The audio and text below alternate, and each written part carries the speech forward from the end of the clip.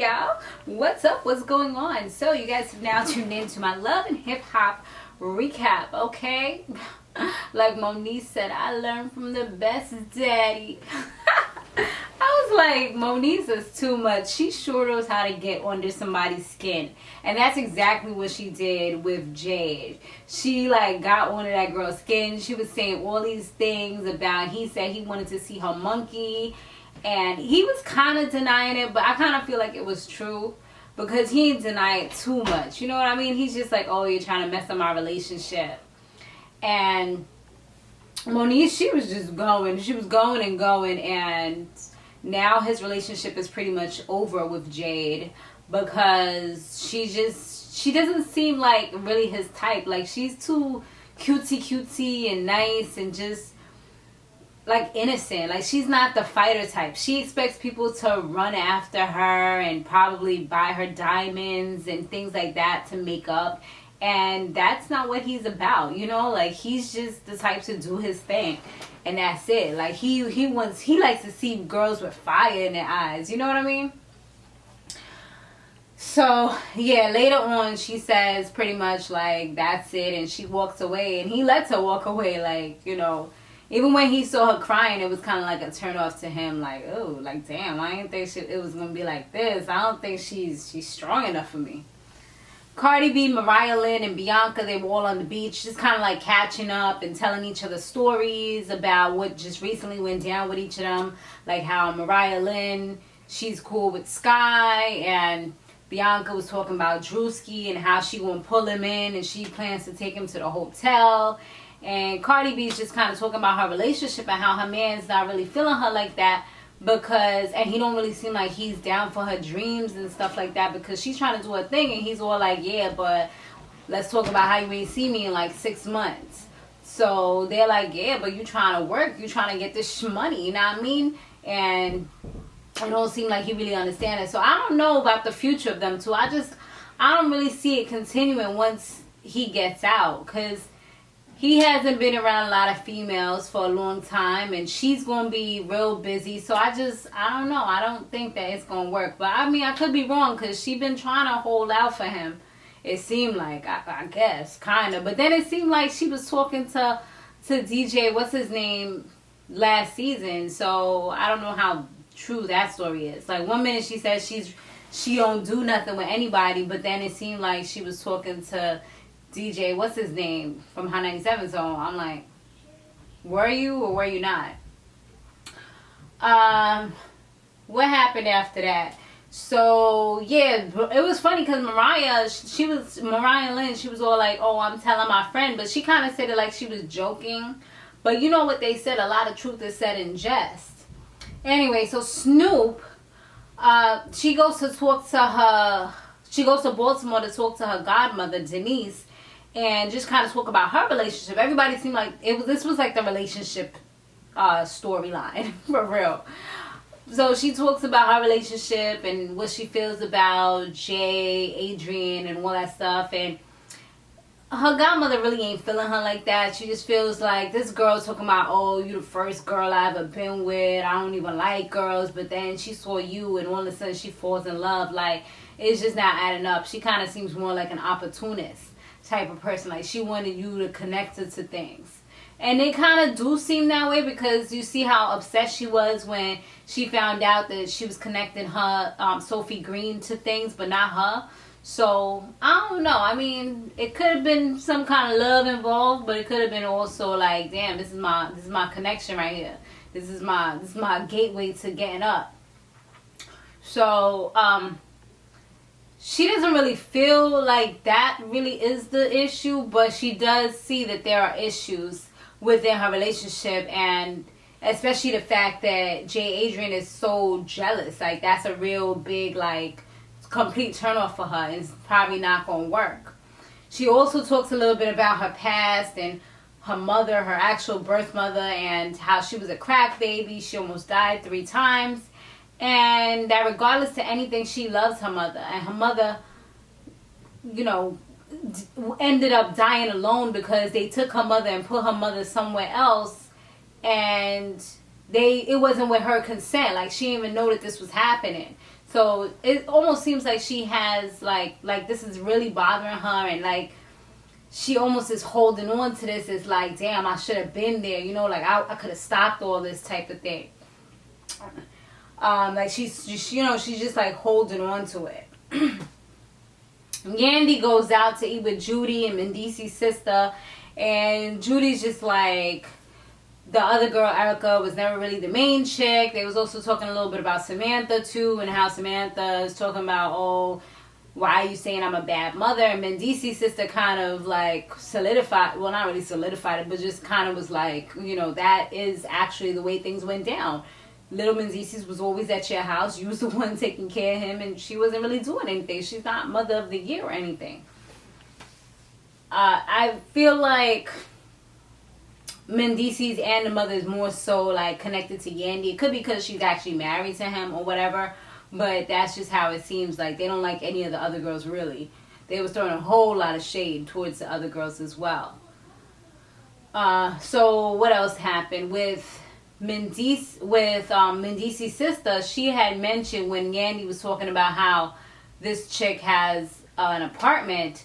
Now we have the story, because last week she act kind of like she didn't know anything about this mystery apartment, like she was just learning about it. But then this week she got this whole story. She's like, oh, this is the apartment that we let her stay in because we felt bad for her because she didn't have a place.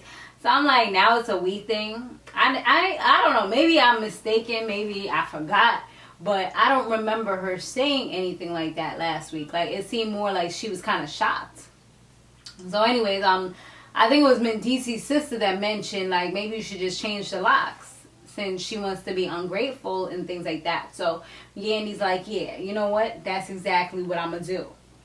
So like I was saying earlier, a lot of truth is said in jest. So Maria Lynn, she actually does end up telling Sky when they go to work out that homegirl Bianca is trying to push up on her man, and she plans to do what she got to do at a hotel. And of course Sky is upset, and she's just like, oh, word, like, let me see if I find out where this is going to be, because yeah, it's going to be some problems. She was acting like she was going to do the most, but she didn't even do that much. But we're going to get into that shortly. So yeah, anyway, I feel like she kind of snitched, which was messed up. I mean, Bianca did say she don't care if Sky finds out, but you talking about you're neutral and you're everybody's friend, so why you kind of being messy, going back and forth and telling people stuff? You know what I mean? Like, yeah, you're supposed to give your friend a heads up, but not when it's on your other friend. Like, I don't know. It just seemed a little like, if you want to be neutral, then you just listen to what people got to say. You say what you got to say, but you don't be like crossing all that stuff. I don't know. How y'all feel about that? It just don't seem right to me. Jay and Snoop, they meet up, and Snoop lets her know that she was not really like right, and they're not really a good fit. First, Jay Adrian seemed like she was upset. She was like, you know, like, you got me all the way effed up right now. I feel like flipping all these tables. But she actually remained pretty calm. She took it pretty well. And it was good after that. I don't know if they're going to have any other run-ins, but at least she can go back home to her child. I mean, that part's kind of messed up. It's like she moves all the way out here to be in New York to be on this show. I mean, I guess she got a little bit of something off of it. At least more people was able to see her. And I remember I saw a comment, I don't know if it was last week, I don't have my phone to check, but somebody had said that she was from, was it Chance of Love? She was on one of them shows from back in the days, either Chance and Real of Love, or she might have been on one of them. And y'all told me her name and everything. I should have brought my phone in here. But yeah, and I was like, I knew I seen her face somewhere before. So yeah, she could be one of those chicks that's just trying to be on anything that she can get a come up on, pretty much, since she says she's an actress. Drewski goes to see Bianca, and she is all the way sexified. I mean, she just has on this little thing, and just everything is visible and tantalizing. And he comes in, you know, he's smiling and stuff. He know what time it is. I mean, he like, why it has to be in a hotel though? But he's like still on flirt mode. But then when he seen her try to creep up on him and kiss, like I feel like he tried to kind of push her away a little something, because it was like the kiss came right here. and then it was like saved by the door type of thing. I feel like if she would have kept on going, he probably would have gave in. But at least he initially can say that, look, like, even if you show the footage back, he could be like, look, I was trying to get away. Like, I didn't even know it was going to be like that. So, you know, he kind of smart. He kind of, at least that's what it looked like to me. He could kind of be like, nah, I wasn't even, like, into it. I was trying to get up. You know, and that's when you knocked on the door. So, yeah, Shorty knocked on the door. It was actually Sky. And then she's like, what are you doing? What's going on? Like, girl. She didn't even get crazy. Like, she was yelling at him a little something. But I'm like, if that was me. Y'all done heard the story times on my main channel. Like, I just do some crazy things where I find out stuff. And I didn't even give y'all all of the stories. I have like 2 more crazy boyfriend stories that I have to come up and talk about. But, come on. Like, that's how you going, like, I would have went crazy. I would have ransacked the room. Like, they would have took me out in handcuffs probably. Or security would have had to, like, grab me up real quick. And with me kicking my feet, like, get off of me. Get off of me. Because, I mean, it's not really worth it at the end of the day. But, like, when you're upset like that, you feel like you're disrespected and everything else. It's not like she doesn't know about her or anything, but she's continuing to pursue it. She's like basically saying like, F you. Like, that's like a whole nother level. Now it's not, I'm fighting for this guy. It's, you're not going to disrespect me. Like, you're straight up disrespect me. You acting like I'm a nobody. Like, I don't matter. And that's where the problem lies. At least to me, that's where it would lie. So Maria Lynn, she's doing this song, she's working, and she got this new song, I think it was called I Got That Work. They let us hear a little clip of it, and it actually sounded pretty good. And it's crazy because Cisco actually ended up walking in, and he was like really humble when he was talking to her. And he did mention that unfortunately his mother recently got diagnosed with a brain aneurysm. So now they're like, you know, he's dealing with that, and it's something that they both have in common, as well as the way that they grew up and how they both didn't have really good relationships with their mother. We saw her relationship with her mother and how her mother's a thief and had a baby and went to jail and everything else. So, you know, they both had hard times with their parents, and her mother just so happens to be diagnosed with the same thing. So it's like crazy. And she actually shed tears, like, you know, you got to be strong for your family. And, you know, that was like one of the realest parts that I can say that throughout this whole entire episode. Like, that moment right there was like real. Because, you know, when it's something about your family, about health, about, you know, things like that, I don't think anybody would lie, you know, and make a joke of that, make light of that just because they want to have a storyline. So that part, like, it really kind of like touched me a little bit, you know. And they do like talk. He really sounds genuine, humble, and he apologizes to her. You know, he gives her that, is it too late now to say sorry, Justin Bieber line. And she's like, at first she was like, yeah, but then when he told her the story, she was like, you know, they really vibed off of that. And it looks like they're going to be working on some collaborations in the future, but that might actually mess him up from what I see going forth, which we'll all like pretty much be seeing. So before I even get to that, Bianca, she has a show. She does her show, and then after the show, Sky confronts her. And she's like, yo, why you keep on showing up everywhere that I'm at? And she's like, you following me? And then Sky comes up with some lame, you a bird, takes some bread out of her bra. I'm like, that was mad rehearsed.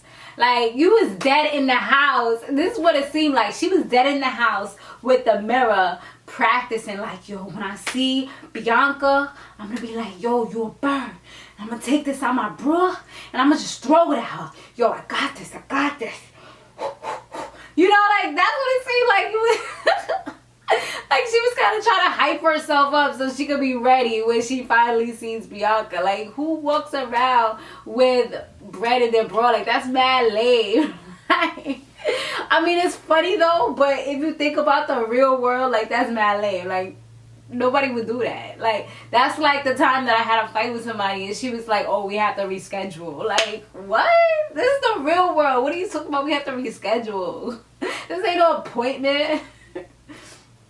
So, Bianca, at the end of the day, she's just like, you know, she says in the commentary, like, I'm done with Drewski because he's lame for having this lame chick, and I'm about to handle Maria Lynn because Sky Dead said, like, Maria Lynn told me that you was going to be at the hotel. And yeah, you're mad thirsty. You thought. You it was funny what she said to Drewski when she came to the hotel. It just popped into my head. She was like, what are you doing? You playing dot scotch? Yo, they had some funny punchlines in this episode. Like, for real though. So let's go to Erica. This is the last scene pretty much. Erica, she goes to the apartment and she just was like, trying to open up the door's not turning, and then she sees this cute little note from Yandy, like, come see me. So she goes to pop up on Yandy. Yandy's chilling with Moneice's sister, and Erica looked like she was trying to run up on her real quick, but Moneice's sister was kind of pushing Yandy back, and Yandy's like, nah, get off me, nah, what's up, what's good? like girl, you got money. You don't need to be fighting nobody. You talking about all this, I got money, I'm all about getting money. Like, that's what she been saying for how many seasons now? So, you got all this money that you're talking about, including the ring that you probably bought yourself. Like, you don't need to be fighting nobody, because that's exactly what somebody like Erica would want, because then she can sue you, you know? But she kind of looked like she would fight back, though, at the end of the day, because, you know, some people's pride is more powerful than them thinking about their lawyer.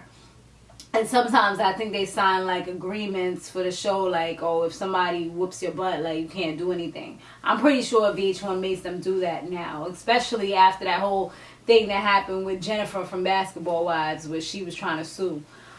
So they was just having their little argument, and Yandy's just like, yes, I changed the locks.